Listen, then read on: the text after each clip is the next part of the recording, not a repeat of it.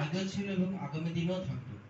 আমাদের কিন্তু পিছু ছাড়বে না কোশ্চেনগুলো, এবং এই উত্তরগুলো কিন্তু মডিফাই হবে, আরো সুন্দর হবে। এবং দাদা যে কথাগুলো বললেন সত্যি সেগুলো খুবই সুন্দর। তিনি বললেন যে আগেকার দিনে আমরা যেগুলো ভাবে আমরা জীবনযাপন করতাম, এখন কিন্তু সেইগুলো নেই, সেগুলো পরিবর্তন হয়েছে। আগে আমরা যদি চিঠি লিখতাম, এখন আমরা সেটা মেসেজে করে পাঠাচ্ছি। বা আগেকার দিনে যদি আমরা গরুর গাড়ি করে যেতাম, এখনকার দিনে আমরা র্যাপিডো ইউজ করছি বা কোন ক্যাব বুক করছি।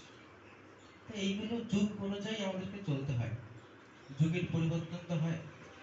5000 বছর আগে ভগবান শ্রীকৃষ্ণ যখন এসেছিলেন, তখন সেই যুগের সমস্যা অনুযায়ী তিনি বিধান দিয়েছেন, তা আমরা পাই গীতায়, সেগুলো লেখা আছে। সেইগুলোই পরিবর্তিত রূপে এখন আমরা পাই সত্য অনুসরণে। তাই সত্য অনুসরণ সবারই মুখস্থ করা দরকার। গীতা যেরকম শ্লোকগুলো আমরা মুখস্থ করি, যারা ধার্মিক, যারা ঠাকুরকে নিয়ে চর্চা করেন, তারা গীতার শ্লোকগুলো তাদের পুঙ্খানুপুঙ্খভাবে তাদের মুখস্থ থাকে। এমন একটা শ্লোক বলে দিল, আমরা ভয় পেয়ে যাই, বাবা কি হলো, কি বললো, কিন্তু তার মর্মার্থ যখন ব্যাখ্যা আমরা শুনি, তখন আমরা সেটাকে বুঝতে পারি। তাই সত্য অনুসরণ আমাদের মুখস্থ করা উচিত, নয় পাঠ করা নয়, মুখস্থ করা উচিত। আর শ্রী ঠাকুর অনুকূল জানলে মায়েরা মন দিয়ে শুনবেন। আমরা অনেক সময় ফোনে ব্যস্ত থাকি, বাড়ির কথা চিন্তা করি, বাড়ির স্বামী খেয়েছে কিনা, কখন ফিরবে কিনা, রান্না বান্না করতে হবে, এই চিন্তা ভাবনাগুলো তো থাকবেই। সেগুলো কিন্তু কোনোদিন আমাদের কিন্তু পিছু ছাড়বে না। হয়তো 5 মিনিটের জন্য যদি আমি অন্য জায়গায় যাই, কিন্তু 5 মিনিট পরে আবার সেই চিন্তাটা আসবে।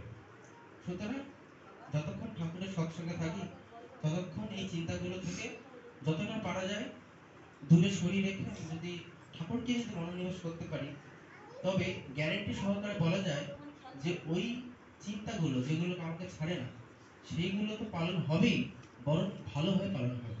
তাই আপনারা চিন্তা করবেন না। আমি হয়তো চিন্তা করছি, তাই সমস্ত চারজন নিজের জন্যই বলেন। যে কথাটা আমি বলছিলাম, যে আচার্য পরম্পরা, এই যে ঠাকুরের আশাটা এবারে অভিনব, কারণ তিনি রেখে গেলেন আচার্যদের, অর্থাৎ ঠাকুরের বংশ পরম্পরার মাধ্যমে তিনি সুপ্ত অবস্থায় তিনি আমাদের মধ্যে আছেন, তিনি আচার্যের মধ্যে দিয়ে তিনি আছেন।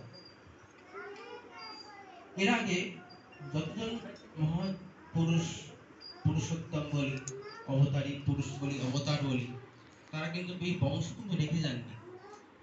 কিন্তু ঠাকুরের আশাটাই অভিনব, কারণ তিনি বংশ রেখে গেলেন এবং আগামী 10,000 বছরেও কোন অবতারের আবির্ভাব দরকার হবে না, অবতারী পুরুষের আসা দরকার হবে না।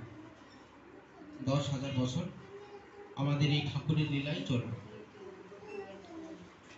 এবং আমরা সবাই চেষ্টা করব যে দেওঘরে একবার যাওয়া, কারণ দেওঘর ঠাকুরের লীলা ক্ষেত্র। সেখানে না গেলে হয়তো একটু বোঝার অসুবিধা হতে পারে যে ঠাকুর কিরকম ব্যাপৃত।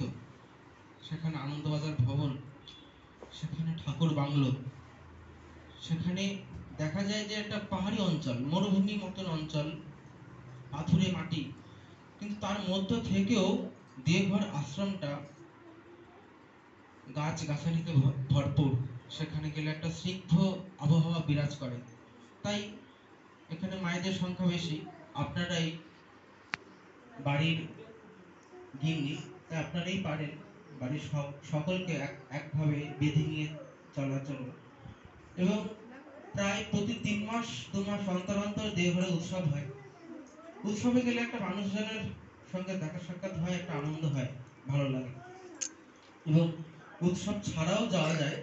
উৎসব ছাড়া গেলে হয়তো সেই উৎসবের যে আনন্দটা সেটা পাওয়া যায় না,